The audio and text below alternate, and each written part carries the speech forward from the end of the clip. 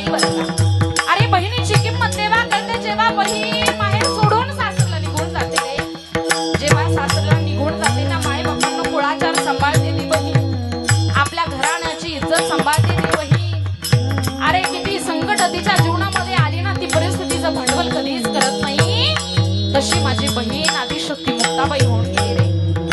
अरे जे आदिशक्ती मुक्ताबाई ज्यावेळेला विठ्ठलपंत आणि माता रुक्मिणी या जगताचा निरोप घेतला ना, निरोप घेतल्यानंतर या निवृत्ती दादाला सांगितलं होतं, निवृत्ती दादा अरे मुक्ताई तिचा गौरवर्ण आहे रे, परखड तिचं बोलणं आहे रे. ती जर बोलली कोणाला तर सहज मनाला लागतं रे, तिचा सांभाळ कर. पण जिचा सांभाळ कर असं या तीन भावंडांना सांगितलं होतं ना, तिनं तिचा सांभाळ करण्याची वेळ कधीच येऊ दिली नाही रे. या तीनही भावंडांची ती माय होते आणि ती माय ती बहीण माझी आदिशक्ती मुक्ताबाई ज्ञानोबरायांना काय हट्ट करते. ज्ञानोबरायांना म्हणते दादा, ए दादा मला विवेकाची गोष्ट सांग रे. अरे जगाच्या पाठीवरती अशी एकमेव बहीण आहे बरं का, ज्या बहिणीनं आपल्या भावाला विवेकाची गोष्ट विचारली.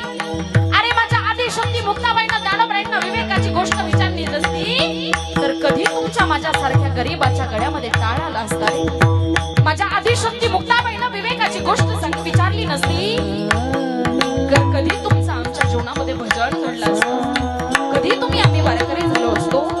अरे ही कृपा माझ्या खऱ्या अर्थानं आदिशक्ती मुक्ताबाईची, आणि त्या आदिशक्ती मुक्ताबाईचा सोहळा खऱ्या अर्थानं या ठिकाणी होतोय. अरे आदिशक्ती मुक्ताबाई किती कृपेचं दैवत आहे ऐका. मुक्ताबाई चतुर्विदा, जो जप करील सदा तो जाईल मोक्षपदा.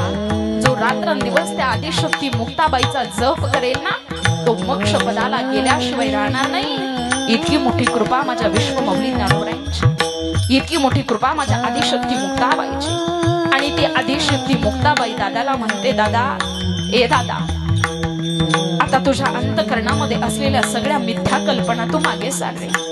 तुझ्या मनात ना ज्या कल्पना येऊ नये त्या कल्पना आल्यात रे दादा.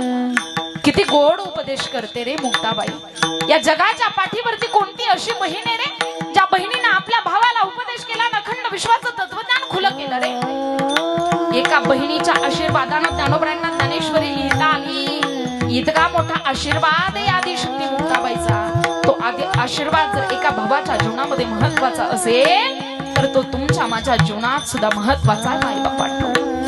आणि म्हणून त्या आदिशक्ती मुक्ताबाईचा उपदेश फक्त ज्ञानोबरायांनी नाही ऐकावा तर तुम्ही आम्ही सर्वसामान्य जीवानं सुद्धा तो उपदेश ऐकला पाहिजे. किती गोड उपदेश केला ऐका.